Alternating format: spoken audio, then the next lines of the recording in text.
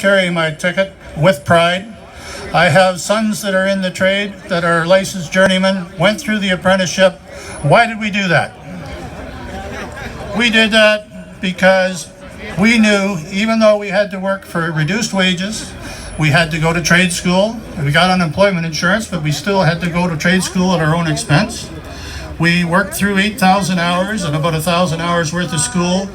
I went and wrote a license because it meant something.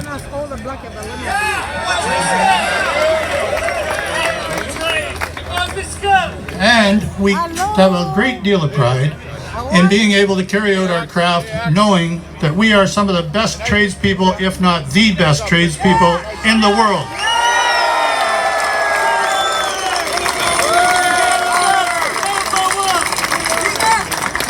This government is in the process of undoing all that and taking your license. It'll take time. It'll be eroded gradually. It won't be a sudden shock. But in the future, eventually, because of the way the Ontario Labour Relations Board carries out their business, and I won't try and get into explaining it, it's very, very complicated. I've been doing this for 24 years and I still scratch my head every time I walk out the door there. But the process will allow for a vice chair of the Ontario Labour Relations Board, who's usually a lawyer, to decide whether or not public safety, worker safety, consumer protection, or any of that is valid. The Ontario College of Trades and Apprenticeship Act says that for compulsory trades, there is only one way that work can be done. That's through the scope of practice of 22 trades that are considered compulsory. It also offers an avenue for those trades that aren't compulsory to be able to pitch the case that they should be. In my case, the IBEW, we're in the queue right now for line workers. Line workers, a lot of people don't understand this or realize this. Line workers are not a compulsory trade. We have people working on 500,000 volts that don't need a license to do that.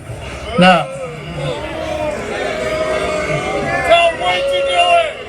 so we were happy when the College of Trades came out because it gave us an avenue at least to go out and pitch the case that we believe that the proper training, proper education of people that are working in dangerous industries should be able to at least go in and say, here's why we need to be compulsory, and have a body that listens to it, that's from industry and understands industry, not by a bunch of bureaucrats.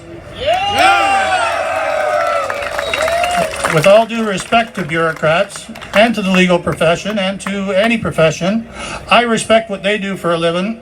I certainly don't expect them to decide how and what I'm supposed to do for a living. So that's a big part of it. There's other trades that are involved. There's iron workers, boiler makers, carpenters, millwrights. All of those trades are trades that should be regulated and should be lifted up as a profession, not torn apart, so that some corporations or some general contractors or some individuals are able to capitalize on that at our expense.